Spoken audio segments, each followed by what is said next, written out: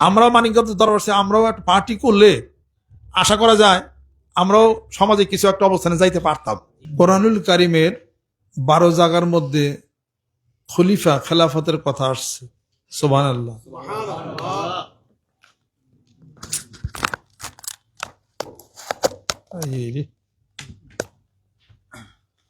কোরআনুল কারিমের 12 জায়গার মধ্যে খলিফার খেলাফতের কথা আসছে। এক খলিফা হলো হযরত আদম আলাইহিস সালাতু ওয়াস সালাম। গোটা মানব জাতির আল্লাহর পক্ষ থেকে তার খেলাফতের রাজের কথা বলবেন। আর কোন সময় আল্লাহ পাক তার নবী রসুলকে বলেছেন, দাউদ আলাইহিস সালাতু ওয়াস সালাম বলেছেন, এরপরে হারুন আলাইহিস সালাতু ওয়াস সালামের কথা বলেছেন।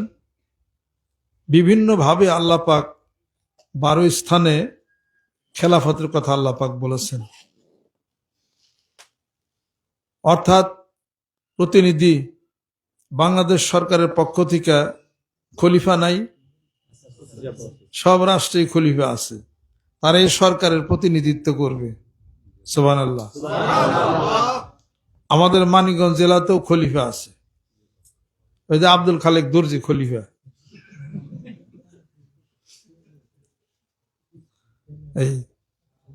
এই আমাদের মানিকগঞ্জে প্রতিনিধিত্ব যারা করে তারা ওই সরকারের পক্ষ থেকে খলিফা। এই মন্ত্রী মিনিস্টার হেরা খলিফা। সরকারের পক্ষ থেকে নির্বাচিত জনপ্রতিনিধি যারা আছে, চেয়ারম্যান, মেয়র, এরাও খলিফাই, প্রতিনিধি করবে। আল্লাহর পক্ষ থেকে প্রতিনিধিত্ব করতেছেন না আল্লাহ নবী সাল্লাল্লাহু আলাইহি ওয়াসাল্লাম, আম্বিয়া আলাইহিস সালাতু ওয়াস সালাম। আল্লাহ পাক কি সরাসরি কথা আল্লাহ পাক বলেন? আল্লাহ পাক তার প্রতিনিধির মাধ্যমেই কথা বলেন। সুবহানাল্লাহ।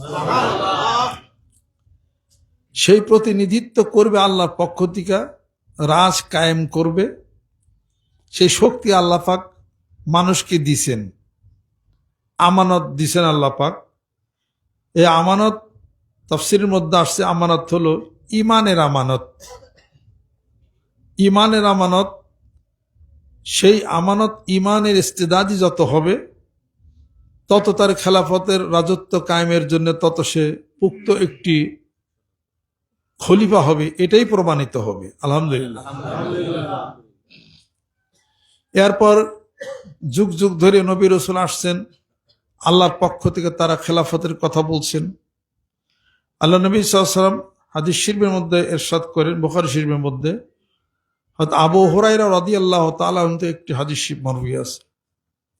বনী ইসরাইলের মধ্যে কোন নবী যদি চলে যেতেন, আল্লাহ পাক তার স্থলাভিষিক্ত আরেক নবী বানাইতেন, আল্লাহ পাক সৃষ্টি করতেন। আল্লাহ নবী সাল্লাল্লাহু আলাইহি ওয়াসাল্লাম বলেন, আমার পরে কোন নবী আসবে না, লা নাবিয়্যা বাদি, তবে আমার পরে খলিফারা হবে, খলিফা আসবে। সুবহানাল্লাহ। ইমাম হবে, খলিফা হবে, হাদি হবে, লিকুল্লি কওমিন হাদিন, হাদি হবে, ইমাম হবে। সূরা ফুরকানের শেষের দিকে দেখেন, তাহলে পরে ইমাম আসবে, হাদি হবে, সাদিক বান্দা হবে, ভালো মানুষ হবে। এরাই যেন আল্লাহ পাকের প্রতিনিধিত্বের কাজ সারা পৃথিবীর বুকে তারাই ছড়িয়া ছিটিয়ে দিবে। সুবহানাল্লাহ। এটাকে কাজ ভাগ করতে করতে ছোট আকারে হইতে হইতে এখন যার যার এলাকা যার যার মতো করে সবাই সাজিয়ে নিছে। বিভিন্ন দরবারে বলে অমুক খলিফা তমুক খলিফা। অর্থাৎ কি? তার মানে ওই দরবার যিনি চালাইছেন, এত লক্ষ মানুষের প্রতিনিধিত্ব যিনি করছেন, তিনি থাকবেন না, চলে যাবেন। তার আবার একজন যোগ্য উত্তরসূরি তিনি নির্বাচন করে যান, তুমি আবার এই মিশন চালাইবে। এভাবে করে বাংলাদেশ পাকবর উপমহাদেশে বিভিন্ন জায়গাতে খেলাফতের একটা প্রচলন হয়ে গেছে। সুবহানাল্লাহ। এর দলিল রয়ে গেছে। আজকে মসজিদের ইমাম, তিনি এতগুলো মসজিদের মুসল্লিদের তিনি ইমামতি করেন। এলাকার চেয়ারম্যান মেম্বার তারা এলাকা কন্ট্রোল করে। আইনে শাসন প্রতিষ্ঠার জন্য ডিসিএসপি আছে, তারপরে ওসি আছে, এসপি আছে, এরা দেখে। আরো বড় আকারে এমপি আছে, আরো বড় আকারে মন্ত্রী আছে, আরো বড় আকারে প্রধানমন্ত্রী আছে, আরো বড় আকারে প্রেসিডেন্ট আছে। দরকার বলে সংসদ ক্যাবিনেট ভেঙে দিতে পারে। তাহলে পরে বাংলাদেশ পরিচালনার জন্য যেভাবে এমপি, মন্ত্রী, মিনিস্টার, ডিসি, এসি, এসিলেন, এডিসি, তারপরে এডিএম, তারপরে রেভিনিউ, তারপরে এসপি, তারপরে দারোগা, সেকেন্ড অফিসার, এত কিছু দরকার পড়ে বাংলাদেশ চালাইতে। আল্লাহ বলেন আমার রাজত্ব পরিচালনার জন্য, আমার দিন ইসলামের কোরআনের আলো ছড়ানোর জন্য আমি আল্লাহর পক্ষ থেকে কি কোন প্রতিনিধির দরকার পড়বে না? তারাই হলো আল্লাহর যোগ্য প্রতিনিধিত্ব করবে। তাদের সাথে মহব্বত করো, কখনো মা সদিকিন, তারা আমার সাদিক বান্দা, তারা আমার ভালো মানুষ। তাদের ব্যাপারে আমি আল্লাহ ঘোষণা করেছি, অমান আহসানু কওলাম মিম্মান দাআ ইলাল্লাহি ওয়া আমিলা সালিহান ওয়া ক্বালা ইন্নানি মিনাল মুসলিমিন। তাদের সে আর ভালো কে আছে তোমাদের কাছে বলো, যারা নাকি আমি আল্লাহর কথা, ইসলামের কথা দাওয়াত দেয় মানুষকে এবং বলে আমি একজন মুসলমান। সুবহানাল্লাহ। তারাই তো আল্লাহর কাছে সবচেয়ে ভালো মানুষ, সমাজে তারাই ভালো মানুষ। কাজে কি দাওয়াত দেওয়া হয়? কোরআনের, হাদিস শরীফের, আল্লাহর জিকিরের এ দাওয়াত দেওয়া হয়। এটা এইখানে কিছু আধ্যাত্মিক জগতের কিছু কথা আছে। সেটা হলো, যোগ্য উত্তরসূরি যদি না থাকে তাহলে পরে মানুষ কিন্তু ভুলও করতে পারে। আমাদের মধ্যে বাংলাদেশে কোন একজন পীর পথ হারিয়ে ফেলাইছে, রাস্তা হারিয়ে ফেলছে। সকালে এক সিদ্ধান্ত, বিকাল আর এক সিদ্ধান্ত, এক মাস আগে এক সিদ্ধান্ত, আর এক মাস পরে আলাদা সিদ্ধান্ত। পীর সাহেব পথ হারাইছে, মুরিদরাও তো পথ হারানিরই কথা। এমনটি পথ যেন আমরা যেন না হারাই, আমি যেন পথ না হারাই। সবার নিকট দোয়া চাই, আল্লাহ যেন পূর্ণ হেদায়েতের মধ্যে আল্লাহ পাক যেন রাখেন। দুনিয়ার ক্ষমতার জন্যে, দুনিয়ার লোভের জন্যে, দুনিয়ার কোঠার জন্যে, দুনিয়ার কোন রাজনীতির কোন অংশের জন্যে লোভের বশবর্তী হইয়া যেন ঐক্য যেন নষ্ট না করি, আল্লাহ পাক যেন কবুল করে দেন। কোরআন আগে, হাদিস শরীফ আগে, মুসলমানদের হুজুরদের ঐক্য হলো আগে। এই ঐক্যের বড় অভাব। ওয়াতাসিমু বিহাবলিল্লাহি জামিআন ওয়ালা তাফাররাকু। ঐক্য তো হইতে পারলাম না। আজকে ঐক্য হলে আল ইত্তিহাদু কুওয়াতুন, একতাই হলো শক্তি। একতা হইলে পরে অনেক শক্তি আসত। বিভক্ত হয়ে যাওয়ার কারণে আমরা দুর্বল হয়ে পড়ছি। ক্ষমতায় যাওয়া বড় জিনিস না ঐক্য বড় জিনিস? ঐক্য বড় জিনিস, ক্ষমতায় যাওয়া বড় জিনিস না। বলবেন যে ক্ষমতায় না গেলে কাজ করবেন কেমনে? ঐক্য থাকলে এটারই বিজয় হবে। ঐক্য না থাকলে, ঐক্য থাকার কারণে শক্তি হবে, এই শক্তির গতি বাড়বে। এই শক্তি দেখে অপশক্তি যা আছে পরাজিত হবে। অপশক্তিরা যারা আছে তারা ভীত সন্ত্রস্ত হয়ে পড়বে। একতা না থাকার কারণে পাবলিক সমালোচনার মধ্যে আমি আপনি পড়ে যাব।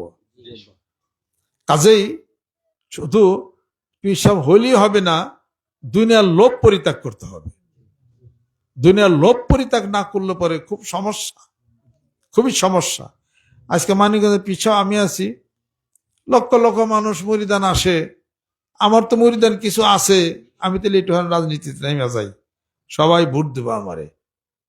এটা তো আমার জন্য খারাপ চাওয়া। এটা আমার চাওয়া তো থাকবে ঐক্যের, আমার চাওয়া তো থাকবে মানুষের পূর্ণ হেদায়েতের, আমার চাওয়া তো থাকবে কোনো লোভের বশবর্তী কিছু আমি যেন না করি। এটি তো হলো কথা। যার যার মতো যদি দল বানায়, অনেক দলে বিভক্ত হয়ে যাবে, শক্তি নষ্ট হয়ে যাবে। দল অনেক থাকতে পারে, মত তো একটাই থাকবে, দল অনেক থাকতে পারে, কোরআন তো একটাই, হাদিস শরীফ তো একটাই, নবী তো একজনই, আল্লাহ তো একজনই। এক আল্লাহর উপরে ভরসা রেখে ঐক্য কেন হতে পারি নাই? ঐক্য না হওয়ার কারণে বহু মানুষের কাছ থেকে আমাদের মায়ের আমাদের বাইয়ে আছে। কথা ঠিক কিনা বলেন? আমরাও মানিকগঞ্জ দরবারে আমরাও একটা পার্টি করলে আশা করা যায় আমরাও সমাজে কিছু একটা অবস্থানে যাইতে পারতাম ইনশাআল্লাহ তাআলা। অন্তত পক্ষে কাইজ এত লাগাইতাম না পাবলিকের সাথে, অন্তত পক্ষে যেটা গজল টজল তো গায়ে পারতাম, অন্তত পক্ষে দাঁত বাড়িকে একটু হাসতে তো পারতাম। মেলায় পিসাবরা আফসোস, হাসিটাও মিলে গেছে, ভালোবাসাটাও মিলে গেছে। মাঠে বসলে 5 মিনিটে মাঠ গরম হয়ে যায়, তারপরেই যেন মারামারি শুরু হয়ে গেল। এটা কি কথা? এটা কিছু তো বুঝলাম না। জোর করে ভোট নেওয়া যায় না, জোর করে সিট পাওয়া যায় না। অতএব সিট বড় না, ঐক্য বড়। কোন পীর সব যদি সিটের বেশি মূল্য দেয়, ঐক্যের মূল্য দিল না, ওনার পীরগিরির মধ্যে কিছু ফাটল আছে। পরে বেজাল এইটাই দেখলাম যে প্রকৃত পক্ষে ওই পীর সাহেবের কোনো খেলাফতই নেই। মজলিসের সুরার পীর, সকলের সিদ্ধান্তে পীর হইছে, বিদায় এই অবস্থা, বিদায় হলো এই অবস্থা। সিট বড় না ঐক্য বড়? ঐক্য বড়, সিট বড় না। আল্লাহ ঐক্য থাকে শক্তি হবে। আজকে ঐক্য থাইকা যদি হাইরা যান তাও বিজয়। কেল্লি আল্লাহ পাকের একটা আয়াত শরীফ মানলেন, এটা মানলেন। আর ঐক্য থাকলে শক্তি হবে। অন্তত পক্ষে অন্য পার্টি তারা জানবে যে এতগুলা মানুষ, এতগুলা পিসাব ব্যাগ সহকারে এক জায়গায় ঐক্য হয়েছে, ভবিষ্যতে ধাক্কা দিয়ে ফালাই দিবারও পারে, তাতে এটা মনে করব। আর যদি ঐক্য না হয়, তা আমাদের শক্তি, এটা তো তারা বুঝলো না। এটা বোঝানো উচিত যে হুজুররা একটা ফ্যাক্টর, পিসাব একটা ফ্যাক্টর, হুজুর একটা ফ্যাক্টর।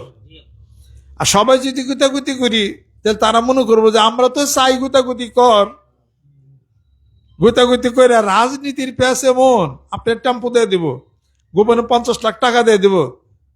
আপনার মতো মানুষ মানার দরকার আছে? আপনি তো 100, আপনার দেখার আছে। আল্লাহ নইলে জবরদস্ত হইলি। এক বক্তা ওয়াজ করতেছে, ওই জুলাইয়ের 25 তারিখ না, জুলাইয়ের 25 তারিখে অমুক পিসাবের ফুতে বিজয় হয়ে গেছে। আমি মনে মনে ভাবলাম যে সামনের ইলেকশনে জুলাইয়ের 25-এ যদি তার ফুতে বিজয় যদি হয়ে যায় বাংলাদেশের, তাহলে নিশ্চয় আগামী ইলেকশনে তার ফুতে ব্যাগ ভোট সিটেই পেয়ে যাব। দেখি কয়টা পা। জামানত তো বাজেয়াপ্ত হয়ে পারে, সন্দেহ লাগতেছে আমার, সন্দেহ হইতে পারে। অতএব ওই পীরগিরির মধ্যে ফাটল আছে, কৌশল বোঝেন নাই। পীর মুরিদি এক জিনিস, রাজনীতির কৌশল আলাদা এক জিনিস। হ্যাঁ, ওখানে সিট ভাগাভাগির কোনো ব্যাপার না, ভরাডুবি হইতে পারে, এটা মনে রাখেন। রিসার্চে খাটে, পর্যালোচনায় খাটে। ভবিষ্যৎ আমরা বলি না, পরিস্থিতির হিসাবপত্র আমরা বিচার বিশ্লেষণ করি। কারণ কি মরছে না, মূল্য খাওয়া জানা যাবে, ইমাম আছে।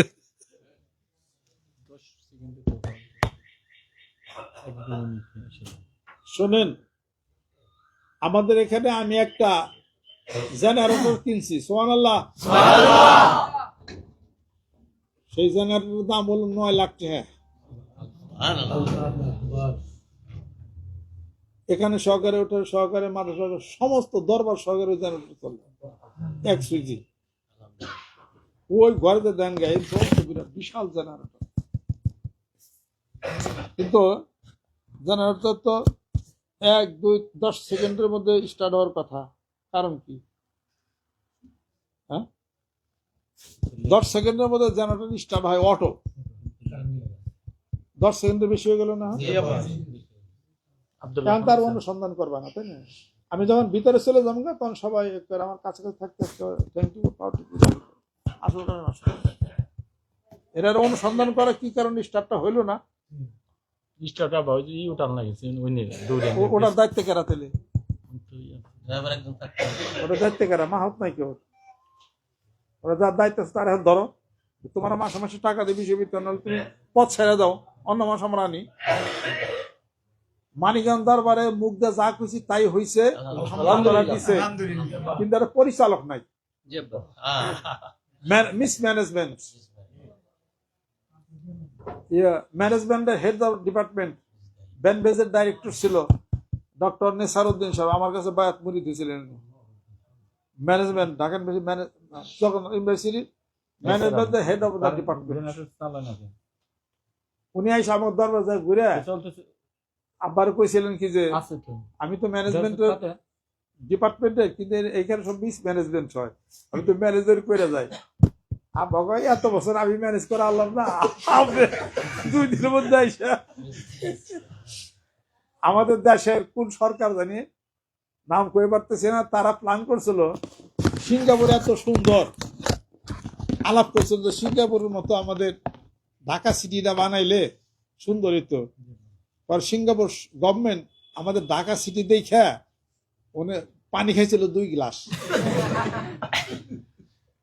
আমাকে আল্লাহ যদি পুরান ঢাকা যাইতো তো ওনারে হাসপাতালে নেওয়ার লাগতো, এইটুক দেখে এই অবস্থা, পুরান ঢাকা তো যাই নাই। তো উনি বলছিল যে সিঙ্গাপুরের সরকার বলছিল যে কেবল আইসি জয়েন, সিঙ্গাপুর সরকার বলছিল যে সিঙ্গাপুরের মতো ঢাকা সিটি করে দেওয়া যাবে, শর্ত একটা, ফার্স্টে সব বিল্ডিং ভাঙি হালানো, কোনো প্ল্যানই বলে পড়ে নেই, সব বিল্ডিং ভাঙিয়ে ফেলতে হবে। ম্যানেজমেন্ট যে আইসল ডাক্তার প্রফেসর, ওনার ম্যানেজমেন্টের দরবার চালাবে বলে পয়লা আবার বিল্ডিং ভাঙে দেবো, মুড়ির বাইরে হরণ দেবো, মাদ্রাসা পয়লা ভাঙিয়ে ফেলার বাড়িয়া সব প্ল্যান মতো করতে হইব। পরবর্তী সেল উঠে গেছে, মারা গেছে, ইন্তেকাল হয়ে গেছে, খুব ভালো মানুষ আছে। ফরিদপুরে জামিল আহমদের হলো ভাই, সুবহানাল্লাহ।